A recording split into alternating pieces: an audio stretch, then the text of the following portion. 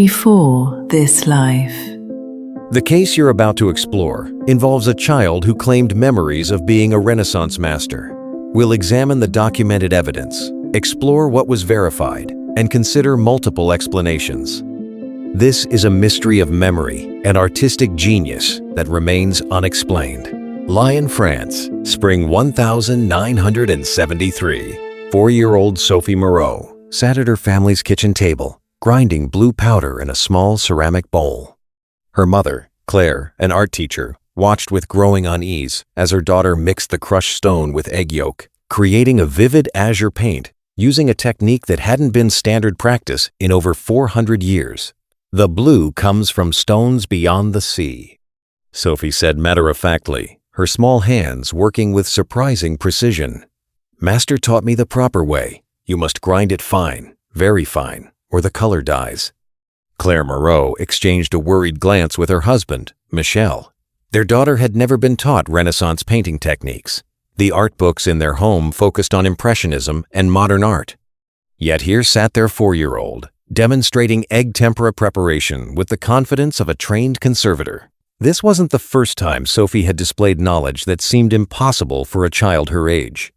It had started 6 months earlier, just after her 4th birthday. Sophie had picked up a pencil and drawn a human figure with perfect classical proportions, the head exactly 1/8 the total body height, the arms positioned according to mathematical principles the child had never studied.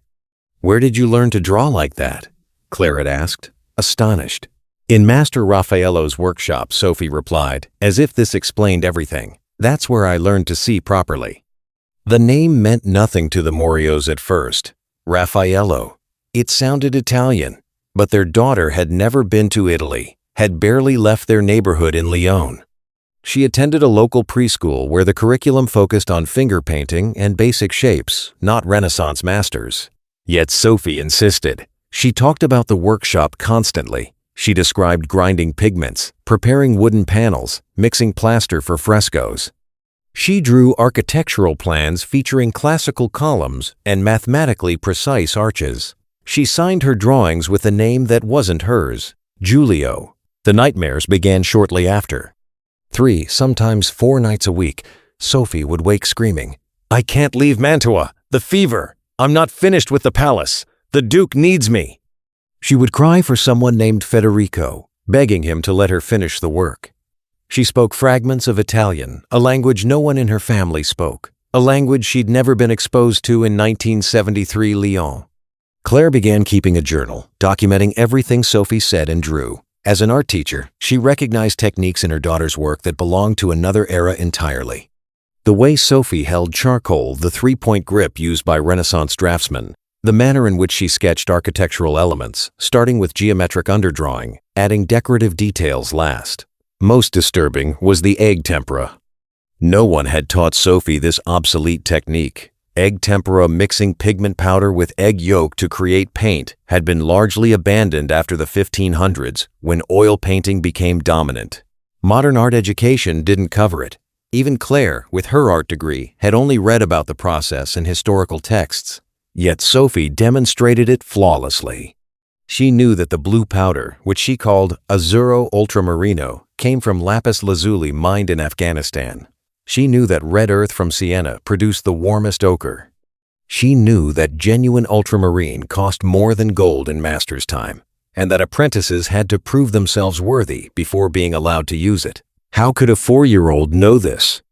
Michel Moreau, a pragmatic accountant, initially dismissed his daughter's behavior as an overactive imagination fueled by exposure to Claire's art materials. Children made up stories.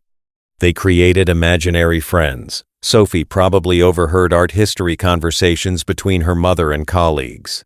But that explanation crumbled when Sophie demonstrated knowledge that went beyond anything a child could overhear. One afternoon, Claire brought home a book on Renaissance art, hoping to identify who Master Raffaello might be. She opened to a page featuring Raphael's frescoes in the Vatican Palace, the rooms known as the stanza. Sophie's reaction was immediate and visceral. "I helped paint the sky in that room," she said, pointing to the School of Athens fresco. Her small finger traced the curved ceiling. "The blue needs to recede." Master showed me how to make the color lighter as it goes back. That's where I ground the azzurro. I prepared the plaster for that section. Claire felt her heart racing. She flipped to other paintings, testing. A Botticelli. Sophie shook her head. Different workshop. Florentine style. A Michelangelo. He worked alone. Didn't like assistants. Master said he was difficult. Another Raphael. Yes, Master's hand. But this part, she pointed to a figure's drapery. Workshop assistant painted that. You can see, it's not quite right. Art historians have long debated which portions of Raphael's large works were completed by assistants versus the master himself. Sophie, at age 4, was making attributions that matched scholarly consensus. Claire showed her husband the journal that night. 43 pages of Sophie's statements, drawings, and demonstrated techniques. 43 pages of knowledge that seemed to come from nowhere. She needs to see someone, Michel said quietly. A child psychologist. This isn't normal. But what diagnosis could explain Sophie's technical abilities? Her perfect perspective drawings? Her knowledge of pigment chemistry? Her descriptions of a workshop system that had existed 4 centuries ago? The final incident that convinced the Moreaus something extraordinary was happening occurred on a rainy Tuesday in October 1973. Sophie was drawing architectural plans, as she often did. But this design was different, more elaborate, more confident. It showed a palace with classical proportions, decorated with mythological frescoes, featuring a courtyard garden with specific geometric patterns. "This is my palace," Sophie announced. "The one I designed for Duke Federico, Palazzo Te. That's what it's called." Claire had never heard of Palazzo Te, neither had Michel. But when they researched the name at the Lyon Municipal Library, they found it. Palazzo del Te, in Mantua, Italy. A Renaissance masterpiece designed by an architect named Giulio Romano, the same name Sophie signed on her drawings. The child who had never left France had just described a building in northern Italy with impossible accuracy. And Giulio Romano, they discovered, had been Raphael's chief apprentice. He had worked on the Vatican frescoes. He had later become court architect to the Duke of Mantua, Duke Federico II Gonzaga, and designed Palazzo del Te as his masterwork. He had died in Mantua in 1546, of a fever, unable to finish his final commission. Sophie Moreau was 4 years old, living in Lyon in 1973. Giulio Romano had been dead for 423 years. Yet somehow, impossibly, this French child knew intimate details of his life, his work, his death. The Moreaus faced an impossible question. Was their daughter remembering a life she had never lived? Or had artistic genius found a way to transcend death itself? The discovery of Palazzo del Te changed everything for the Moreau family. No longer could they dismiss Sophie's claims as mere childhood fantasy. Their daughter had accurately described a specific Renaissance palace in a city she'd never visited, designed by an architect whose name matched the signature on her drawings. Claire Moreau, trained in art education, understood the gravity of what was happening. She began documenting Sophie's abilities with scientific rigor, dating each drawing, recording every statement, noting the context in which knowledge emerged. She also started testing her daughter. One evening, in November 1973, Claire arranged Renaissance art books on the kitchen table, spines facing out, so Sophie couldn't see the covers. "Can you pick out Master's work?" she asked. Sophie examined each book carefully. She rejected a volume on Michelangelo, ignored one on Botticelli, dismissed Leonardo da Vinci. Then her hand stopped on a book about Raphael and his workshop. "This one," she said. "Master's work is in here." Claire opened the book randomly to a page showing a Madonna and child. Sophie studied it for a moment. "Workshop piece," she declared. "Master designed it, but assistants painted most of it. You can tell because the Christ child's hand is wrong, the fingers don't fold naturally.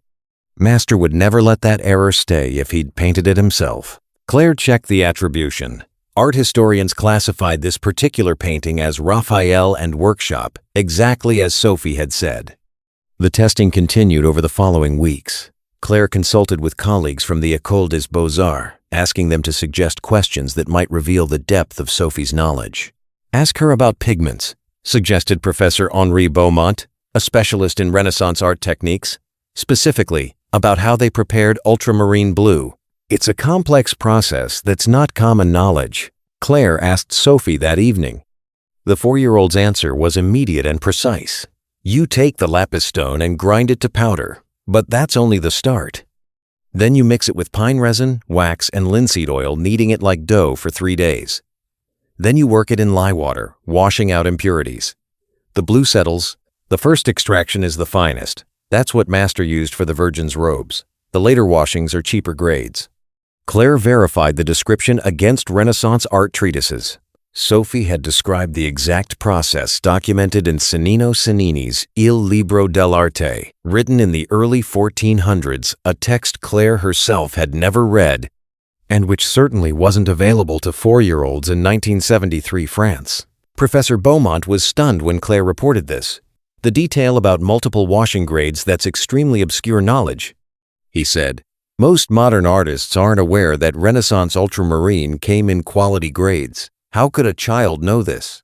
Michel Moreau, meanwhile, had begun his own investigation, this time into Giulio Romano's biography. What he found both fascinated and unsettled him. Giulio Romano, born Giulio Pippi, around 1,499 inches Rome, had become Raphael's most trusted apprentice by his teenage years.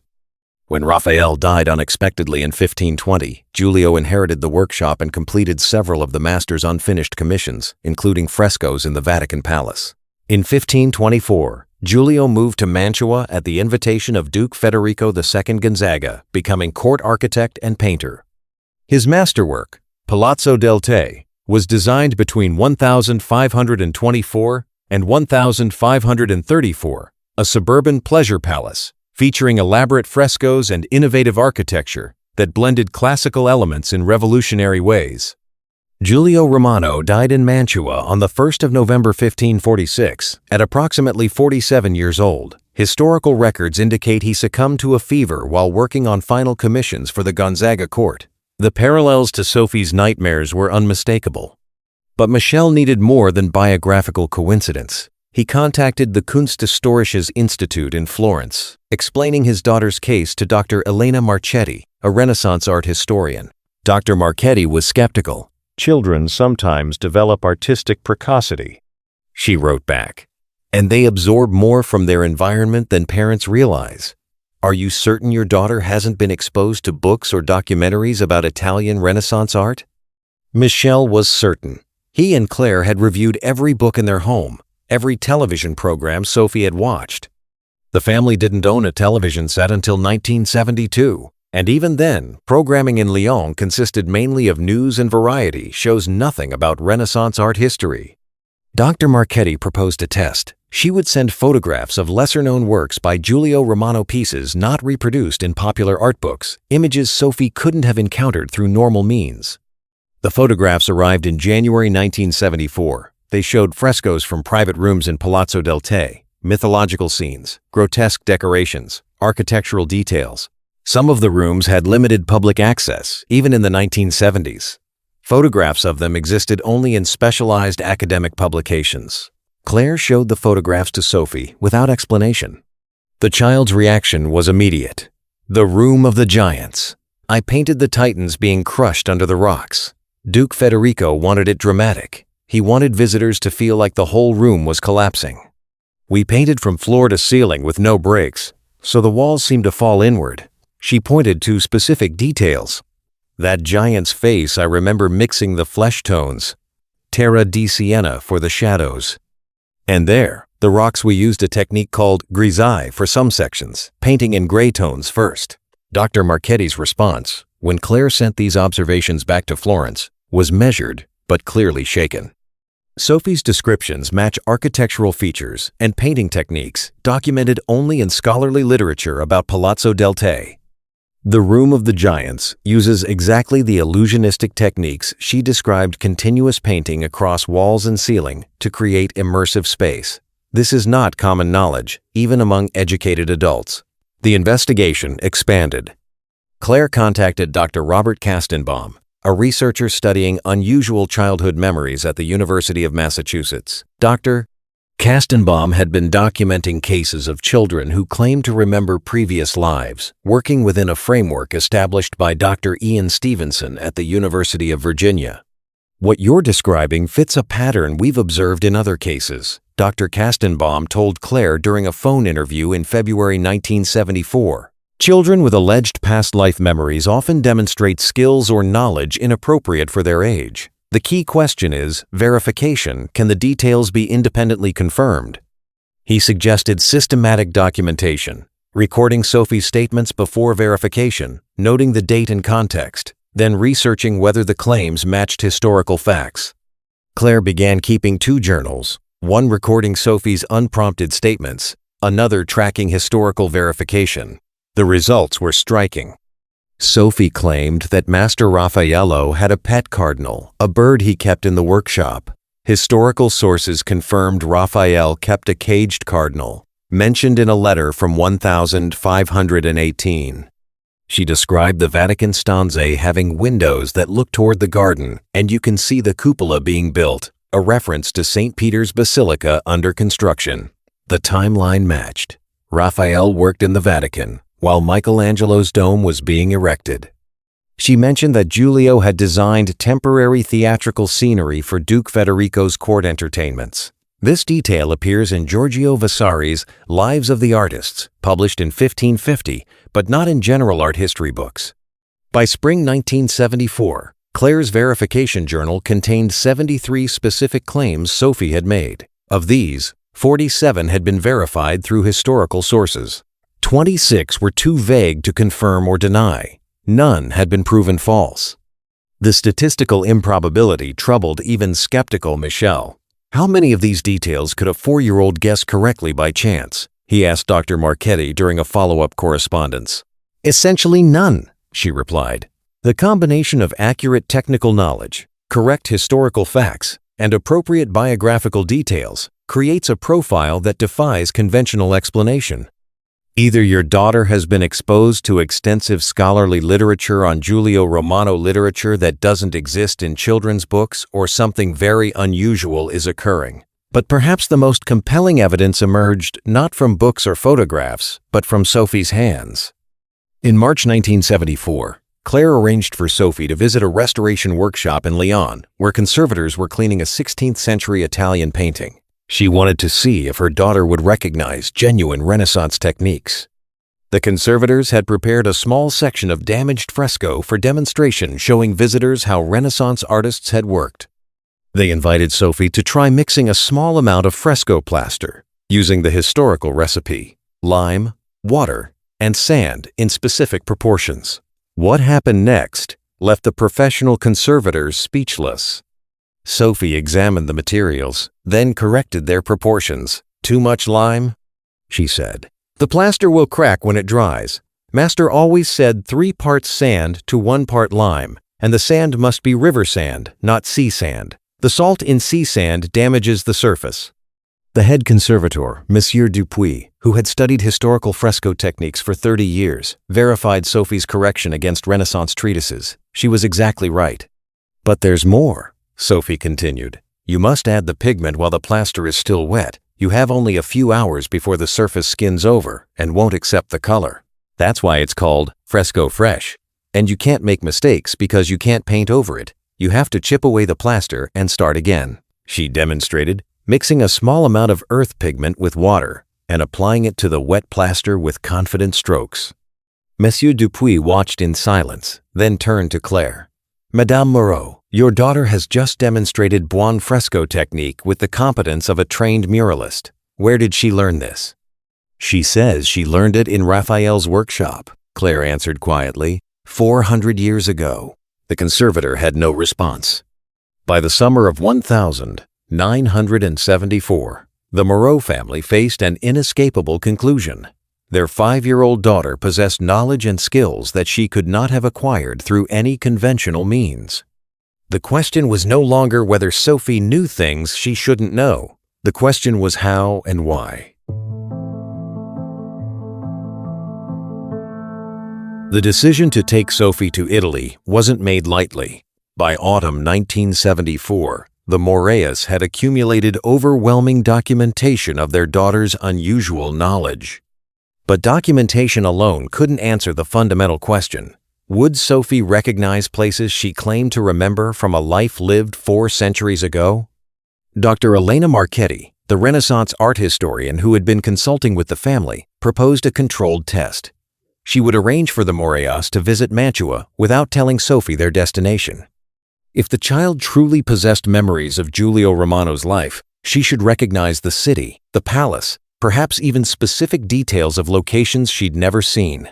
This will eliminate the possibility of unconscious coaching, Dr. Marchetti explained. Sophie won't know where you're going until you arrive. Whatever she recognizes will be spontaneous. Sophie won't know where you're going until you arrive. In October 1974, the Moreau family boarded a train in Lyon. Sophie, now 5 years old, thought they were simply taking a vacation to Italy. She didn't know they were heading to Mantua. The journey took most of a day. Sophie drew in her sketchbook as the French countryside gave way to Italian hills, showing no particular reaction to crossing the border. But when the train pulled into Mantua station, something changed. Sophie pressed her face to the window, staring at the medieval towers visible in the distance. "I know this place," she whispered. "The towers. The 3 lakes. This is where I lived." Mantua is indeed surrounded by 3 lakes formed by the Mincio River. These lakes have defined the city's geography for centuries. Sophie had never seen photographs of Mantua. The Moreaus had deliberately avoided showing her images of the city. Claire felt chills as they stepped onto the platform. Dr. Marchetti met them at the station, accompanied by Professor Giovanni Alberti from the University of Mantua, an expert on Giulio Romano's architectural work. They had designed a protocol. Sophie would be allowed to lead them through the city with minimal prompting. Any recognition or knowledge she demonstrated would be recorded on a portable cassette recorder Dr. Marchetti had brought. What followed over the next 3 days would be documented as one of the most evidential cases of claimed past life recognition ever recorded. The first test came immediately. Professor Alberti pointed in 3 different directions from the station plaza. "Sophie, which way should we walk?" The 5-year-old studied the streets for a moment, then pointed decisively toward the east. "That way leads to the center, to the ducal palace. But Palazzo Te is the other direction outside the city walls, near the stables." She was correct on both counts. The Palazzo Ducale, the main Gonzaga residence, lay to the east in the city center. Palazzo del Te, Giulio's masterwork, sat to the south, beyond the historic city walls. "How do you know about the stables?" Dr. Marchetti asked gently. "Because Duke Federico loved horses. He wanted his pleasure palace near the stables so he could ride. That's why I designed it there at the edge of the island, where it's quiet." Historical records confirm that Palazzo del Te was built on the site of the Gonzaga family's former stables, on the island of Te, at the southern edge of Mantua. Duke Federico II Gonzaga was indeed famous for his passion for horses and maintained one of Europe's finest stables. Sophie couldn't have known this from guidebooks. This detail appears only in specialized historical studies of the Gonzaga court. They walked toward the city center first, testing whether Sophie could navigate streets she'd never seen. At an intersection, she turned left without hesitation. "This street leads to the cathedral," she said. "When I lived here, there was a shop on this corner that sold—" She paused, searching for the word. "Spezi, spices." The merchant was from Venice. Professor Alberti checked his notes. Historical maps from the 1500s showed a spice merchant shop at approximately this location. The Via degli Speziali Spicers Street had been a commercial area during Giulio's lifetime. "The buildings look different," Sophie continued, frowning. "Some are new, but the street pattern is the same." This observation demonstrated sophisticated understanding. Buildings had indeed changed over 4 centuries, but Mantua's medieval street layout remained largely intact. When they reached the Piazza Sordello, site of the Palazzo Ducale, Sophie stopped abruptly. "I worked in there," she said, pointing to the massive palace complex. "Not all the time, only when Duke Federico needed designs or drawings. My real work was at Palazzo Te." The group entered the palace, now a museum. Dr. Marchetti had arranged special access to rooms not normally open to the public chambers, where Giulio Romano had created decorations for the Gonzaga family. In the camera de siege, Sophie studied the frescoes with an artist's critical eye. "This ceiling, I designed it, but the workshop painted most of it. You can see the quality isn't consistent. That section," she pointed to a corner panel, "that's where an apprentice rushed the work. The perspective is slightly wrong." Professor Alberti later verified that the panel Sophie indicated had long been noted by scholars as inferior in execution to the rest of the ceiling, likely completed by an assistant working without Giulio's direct supervision. But the most dramatic recognition occurred at Palazzo del Te. The walk from the city center took 20 minutes. Sophie became increasingly agitated as they approached the palace, visible across a park. When the building came into view, a low, elegant Renaissance structure, she began to cry. "My palace," she whispered. "It's still here," I thought. "I thought it was gone." Dr. Marchetti gently asked what Sophie remembered about the building. "Everything," the child replied. "I designed every room. The courtyard, the loggia with the columns. The room where the gods feast on Olympus. The room where the giants fall. I spent years creating this place." They entered through the main courtyard, surrounded by classical loggias. Sophie walked ahead of the adults, moving with purpose, as if following a remembered path. She led them directly to the Camera degli Sposi, the chamber of the married couple, without consulting signs or maps. Duke Federico used this room for important guests. The frescoes show the Gonzaga family. And there, she pointed to a ceiling oculus painted with illusionistic sky. "I wanted people to look up and feel like the room opens to heaven." The painted oculus she described is indeed one of Palazzo Te's famous features, a trompe-l'oeil opening in the ceiling that creates the illusion of open sky, with figures peering down from a balustrade. In the Sala dei Giganti, the room of the giants, Sophie's emotional response intensified. This chamber is one of Renaissance art's most spectacular spaces. Frescoes cover every surface from floor to ceiling with no architectural breaks, depicting the mythological fall of the Titans. Giants writhe under collapsing architecture, creating an immersive illusion of cosmic catastrophe. Sophie stood in the center of the room, turning slowly, tears streaming down her face. "This was my greatest work," she said quietly. Duke Federico wanted visitors to feel fear, to feel the power of the gods. So I painted the whole room. No corners, no frames. The walls themselves are falling. The giants are being crushed. Anyone standing here should feel the weight of divine punishment. She pointed to specific figures. "That Titan there, I used a wrestler from the Duke's court as the model. His name was. She struggled, frustrated. "I can't remember. But I remember his body, his muscles. I spent days sketching him." Dr. Marchetti was taking notes frantically. The Sala dei Giganti had been specifically designed to create psychological impact. Art historians had long analyzed its innovative elimination of traditional framing elements to create total environmental immersion. Sophie was describing the room's artistic purpose exactly as scholars understood it. But then she noticed something that stopped her cold.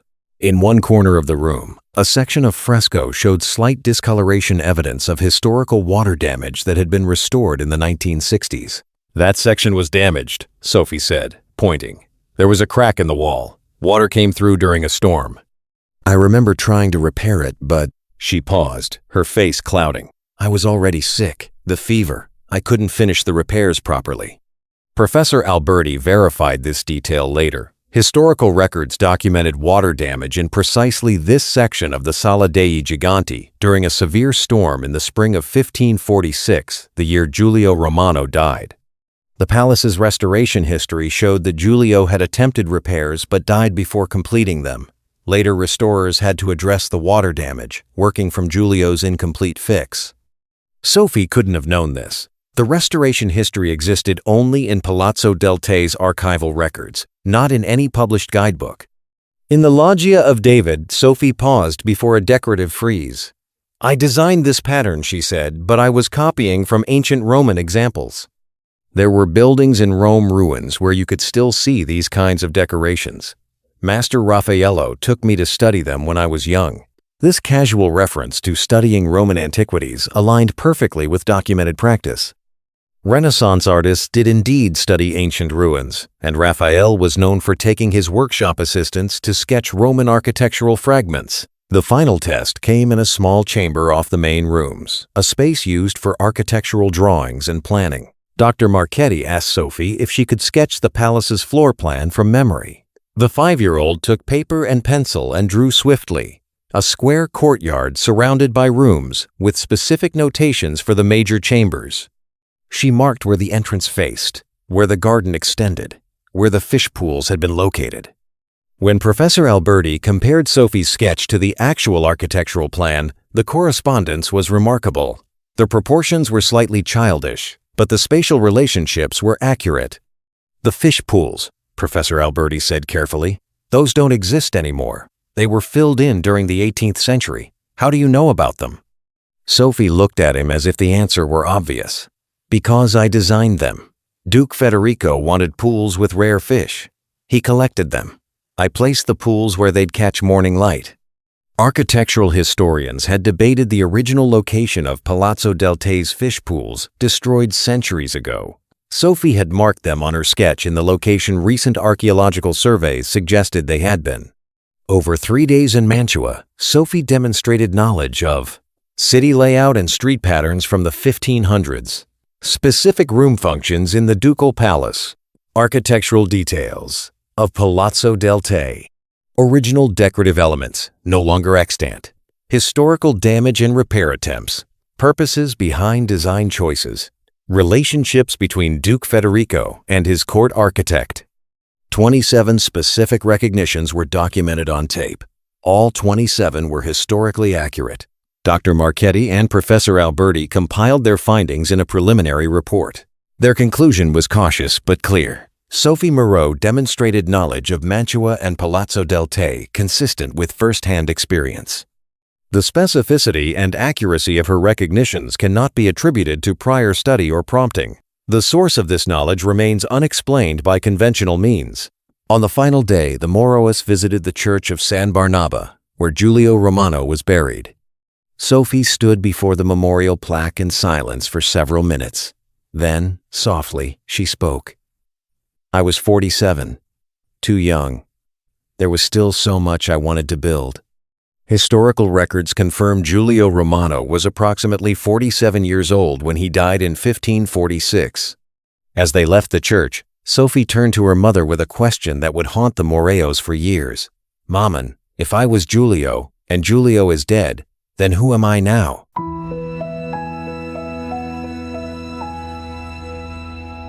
The Mantua trip had provided powerful evidence, but it also intensified the central mystery. How could a 5-year-old French girl possess intimate knowledge of a Renaissance architect's life and work? Dr. Elena Marchetti and Professor Giovanni Alberti spent the following months analyzing the documentation. Their task was to examine every conventional explanation before considering more extraordinary possibilities. The evidence they were evaluating was substantial. Sophie had made 93 specific verifiable claims about Giulio Romano's life, work, and historical context. Of these, 68 had been confirmed through historical sources, architectural records, or direct observation in Mantua. 25 were too vague or personal to verify. 0 had been proven false. The probability of this accuracy by chance was, mathematically, vanishingly small. But science demands that conventional explanations be exhausted before considering unconventional ones. So the researchers systematically examined every possible normal source for Sophie's knowledge. The first hypothesis, prior exposure to information about Giulio Romano through books, documentaries, or conversations. Dr. Marchetti investigated what materials about Giulio Romano were available to the general public in early 1970s France. The findings were striking in their scarcity. Giulio Romano, while respected among art historians, was not a famous Renaissance figure in popular culture. Unlike Leonardo, Michelangelo, or Raphael, Giulio appeared in few general audience books. A survey of Lyon's municipal libraries revealed only 3 books published before 1973 that mentioned him, all scholarly Italian language art history texts, not available in the children's section. The Moreau household owned no books about Italian Renaissance art before Sophie's claims began. Claire's personal library focused on Impressionism and modern art. The family didn't subscribe to art magazines. They didn't own a television until 1972, and French television in that era offered minimal arts programming, certainly nothing about obscure Renaissance architects. The information Sophie possessed wasn't easily accessible even to adults actively seeking it, Dr. Marchetti concluded. For a child under 5 to have acquired this knowledge through normal exposure would require extraordinary coincidence. The second hypothesis, unconscious absorption of information, what researchers call cryptomnesia or hidden memory. Perhaps Sophie had encountered information about Giulio Romano without consciously remembering the source. Maybe she'd overheard conversations, glimpsed pages in books, absorbed details from her environment that her conscious mind forgot, but her subconscious retained. Dr. Robert Kastenbaum, the American researcher studying childhood memories, considered this possibility carefully. Cryptomnesia can explain some cases of apparent past life knowledge. He wrote to the Moreaus, "A child might overhear adults discussing historical facts, then later recall those facts while forgetting the source, creating the illusion of remembering from a past life." But cryptomnesia struggled to explain several aspects of Sophie's case. First, the specificity. Sophie didn't just know general facts about the Renaissance, she knew obscure details about one specific artist's biography. If she were unconsciously absorbing random information, we'd expect her knowledge to be broader but shallower. Instead, it was narrow but remarkably deep.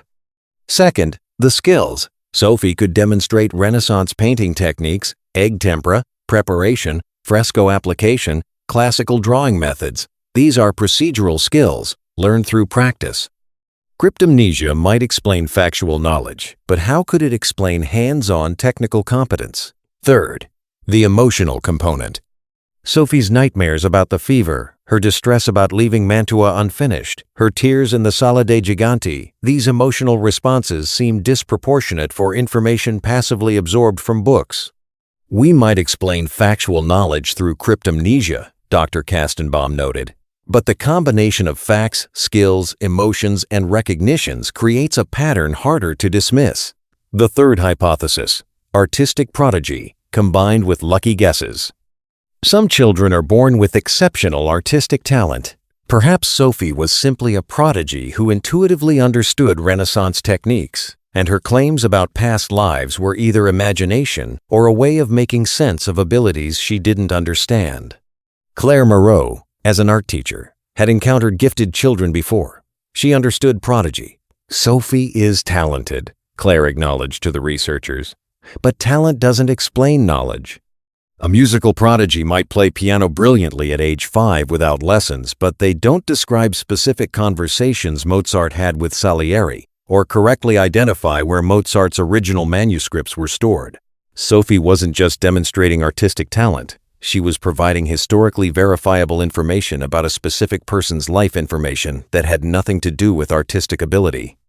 Why would an artistic prodigy know that Duke Federico II Gonzaga kept stables near Palazzo del Te, or that a spice merchant's shop stood on a particular corner in 1530s Mantua, or that a specific fresco panel was damaged by water in 1546? Prodigy might explain the how of Sophie's artistic skills. It couldn't explain the what of her historical knowledge. The fourth hypothesis, genetic or cultural memory. Some researchers have proposed that memories might be transmitted through DNA, that descendants might somehow access ancestors' experiences encoded in genetic material. The Moreaus researched their family genealogy thoroughly. Neither Claire nor Michelle had Italian ancestry. Their families had lived in the Lyon region for at least 4 generations, with no documented connection to Italy, Mantua, or anyone named Giulio Romano. Unless there's an undocumented connection going back 4 centuries, Michelle said, genetic memory doesn't explain this. Cultural memory. The idea that knowledge persists in a culture and gets transmitted unconsciously also failed to account for the specificity of Sophie's claims. French culture in the 1970s wasn't particularly saturated with information about 16th century Italian architects. The fifth hypothesis, fraud or coaching. Could the Moreaus have coached Sophie, either deliberately or unconsciously, to create a compelling case? Dr. Marchetti and Professor Alberti considered this seriously. Parental coaching has been exposed in other alleged past life cases, and responsible investigators must examine this possibility. Several factors argued against fraud in Sophie's case.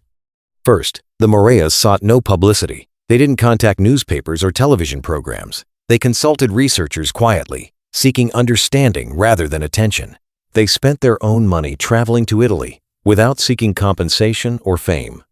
Second, the knowledge predated investigation. Sophie had demonstrated Renaissance techniques and made verifiable claims before her parents even knew who Giulio Romano was. Her first statements about Master Raphael's workshop occurred when the Moreas were still confused about what she meant. Third, the Mantua recognitions were spontaneous and recorded. Dr. Marchetti and Professor Alberti had designed the visit to minimize coaching possibility. Sophie didn't know where they were going, received no prior information, and was recorded throughout. If this is fraud, Professor Alberti wrote, it would require the Moreaus to have orchestrated an extraordinarily elaborate deception involving extensive art historical research, coaching their daughter to demonstrate obsolete technical skills, and somehow arranging for her to make spontaneous recognitions while under observation. The complexity of such a fraud seems to exceed the plausibility of the phenomenon itself. The sixth hypothesis, pure coincidence. Perhaps Sophie's claims were simply imagination, and the verifications were coincidental matches between her statements and historical reality. Statistical analysis undermined this explanation. Dr. Kastenbaum calculated the probability of Sophie correctly identifying 68 specific historical facts by random chance. The odds were approximately 1 in several trillion, essentially impossible. When we see this level of correspondence between claims and verified facts, he explained, coincidence ceases to be a reasonable explanation. End quote. End quote. So conventional explanations struggled. But that didn't mean the reincarnation hypothesis was proven. Researchers familiar with past life cases urged caution. Dr. Ian Stevenson at the University of Virginia, who had investigated hundreds of similar cases, emphasized that even strong evidence doesn't constitute proof. What we can say is that Sophie possesses knowledge she apparently could not have acquired through normal means, Dr.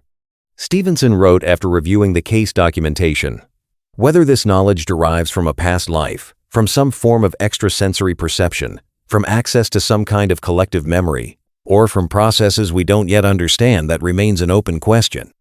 The reincarnation hypothesis would suggest that Sophie is literally Giulio Romano reborn, that some aspect of consciousness, personality, or memory survived death and became attached to a new body. This interpretation was supported by several patterns in the case. The age of memory emergence. Sophie's claims began around age 4, which matches the typical pattern in other documented cases. Children usually start speaking about past lives between ages 2 and 6. The fading pattern. By age 7, Sophie's memories were becoming less vivid, and another consistent pattern. Most children who claim past life memories lose them as they mature, typically by ages 8 to 10. The emotional intensity. Sophie's nightmares, her distress about unfinished work, her tears at Palazzo del Te. These emotional responses suggested genuine psychological connection, not merely intellectual knowledge. The specificity to one person. Sophie's knowledge centered on Giulio Romano specifically, not Renaissance Italy generally. This suggested an individual identity, not random historical information. But alternative paranormal explanations existed. Super ESP hypothesis. Perhaps Sophie was somehow telepathically accessing historical information or psychically reading art historians' minds rather than remembering a past life. Collective unconscious. Perhaps human consciousness has access to a shared reservoir of information.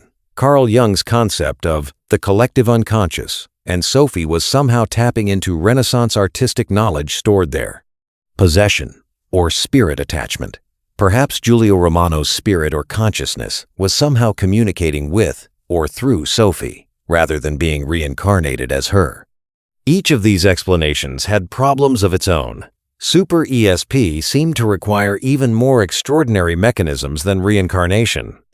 The collective unconscious didn't explain why Sophie accessed knowledge about one specific person. Possession didn't match the pattern of memories fading naturally as children mature.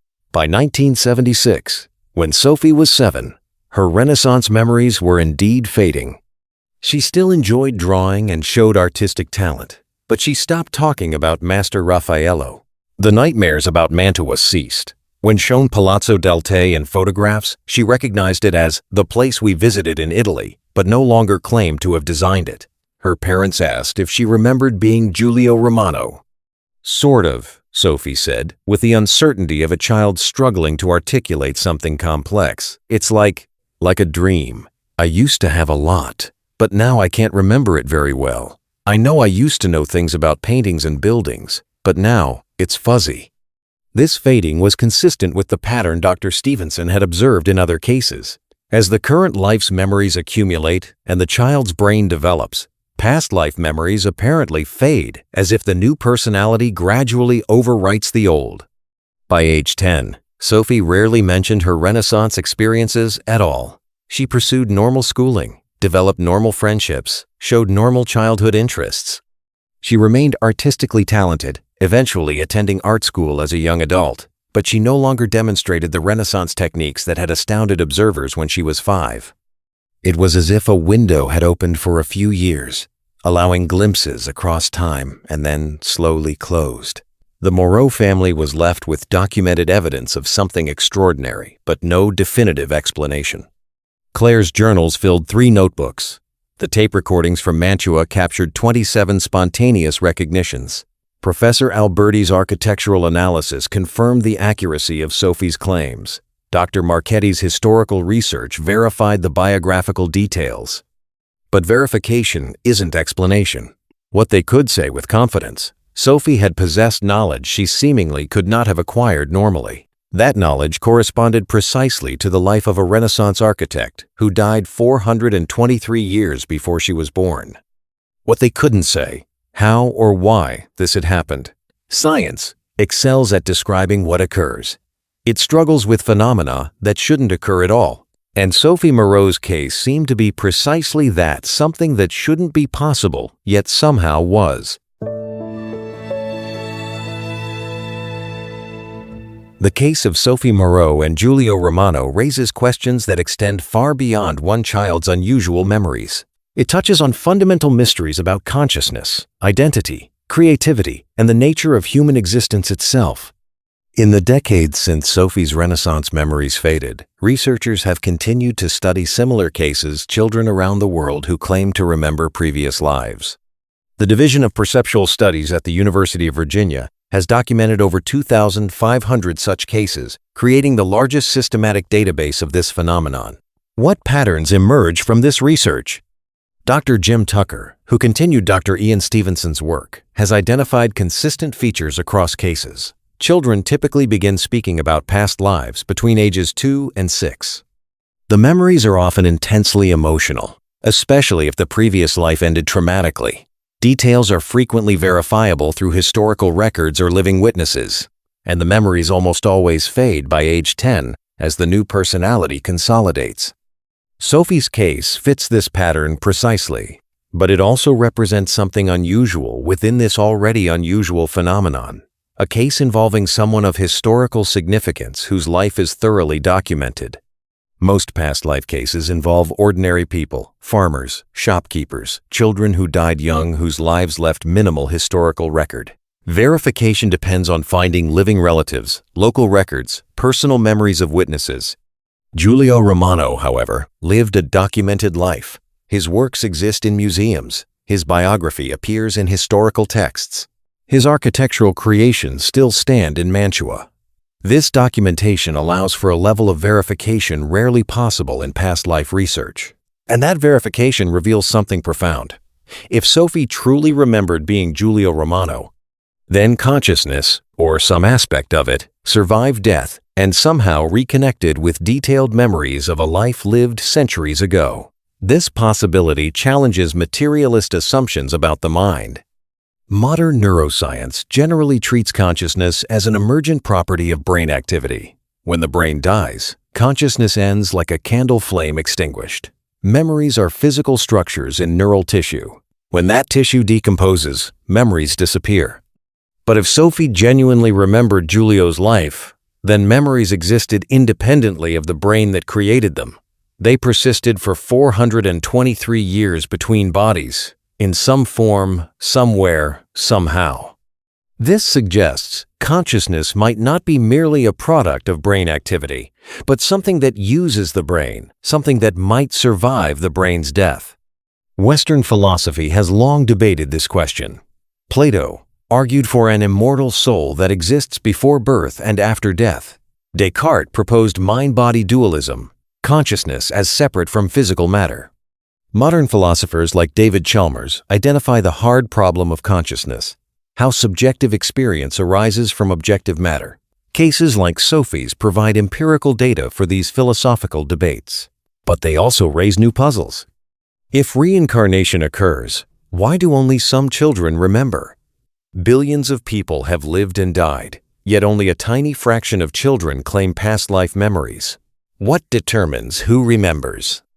If consciousness survives death, where does it exist between lives? What happens during the 423 years between Giulio's death in 1546 and Sophie's birth in 1969? And perhaps most puzzling, why would consciousness choose to return? If some aspect of Giulio Romano survived death and achieved some form of existence beyond physical life, why would it choose to be born again as a child in 1970s France? Forgetting nearly everything about its previous existence? Eastern philosophies, particularly Buddhism and Hinduism, have addressed these questions for millennia. Buddhist doctrine teaches that consciousness continues through countless rebirths, driven by karma until achieving enlightenment. The Tibetan Book of the Dead describes detailed processes of death, intermediate states, and rebirth. The Dalai Lama's tradition specifically searches for reincarnated spiritual masters using methods similar to past life research protocols.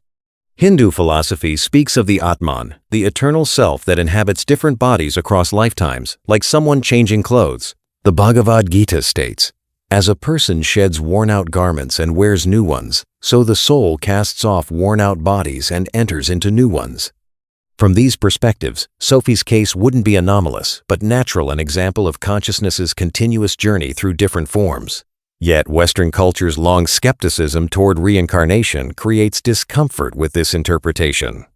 Christianity traditionally opposes reincarnation doctrine, teaching instead of one earthly life followed by eternal heaven or hell. The early church condemned reincarnation beliefs, and this rejection shaped Western thought for centuries. This cultural context makes cases like Sophie's particularly challenging for Western observers. They appear to violate fundamental assumptions about life, death, and personal identity. But there's another dimension to Sophie's case that deserves consideration: the question of artistic genius.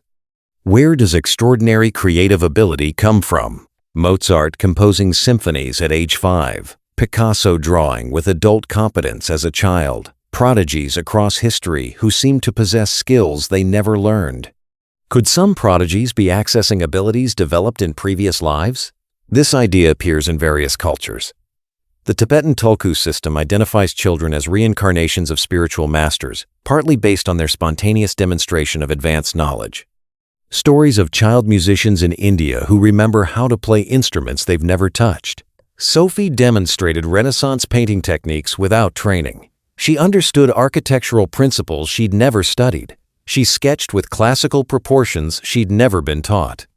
If these skills derive from Giulio Romano's lifetime of practice, it would suggest that procedural memory, muscle memory, practice technique might somehow transfer across lives. Neuroscientists distinguish between declarative memory, facts and events, and procedural memory, skills and habits. Declarative memory is explicit and conscious. Procedural memory is often implicit and unconscious. You can ride a bicycle without consciously remembering learning to ride. Sophie exhibited both types. She remembered facts about Giulio's life, declarative, and demonstrated artistic techniques, procedural. Both appeared to have transferred. This raises fascinating possibilities about skill acquisition. If consciousness carries procedural memory across lives, could experts in one life be naturally gifted in the next? Could a master craftsman be reborn with innate understanding of their craft? Could this explain why some children show inexplicable aptitude for specific skills? It's speculation, of course, but Sophie's case provides empirical ground for such speculation. There's also a poignant human dimension to her story. Giulio Romano died at 47, with work unfinished. Sophie's nightmares reflected this distress about incomplete commissions, anxiety about leaving Mantua, the fever cutting short his creative prime. If reincarnation occurred, did Giulio get a second chance? Did consciousness that identified as a Renaissance architect return to continue creating, to experience art again, to fulfill unfinished purposes? Sophie maintained artistic interests into adulthood. She became a professional artist, though working in contemporary styles rather than Renaissance techniques. Did some part of Giulio's creative drive continue in her work? These questions touch on identity and continuity. If Sophie is Giulio reborn, is she the same person or a different person? She has Giulio's memories, or had them briefly, but also her own personality, her own life, her own identity as Sophie. Which is the real identity? Philosophy calls this the problem of personal identity. What makes you the same person over time? Your memories? Your consciousness? Your body? Your personality? If memories can transfer between bodies, and personality develops anew in each life, what exactly is the continuous element that makes reincarnation meaningful? Perhaps identity is more fluid than we assume. Perhaps we're not fixed entities but evolving processes consciousness that experiences different lives while maintaining some thread of continuity. Sophie's case doesn't answer these questions, but it makes them urgent. Because if one child in France can remember being a Renaissance architect, then consciousness might be far stranger and more persistent than materialism assumes. The implications extend to how we understand death itself.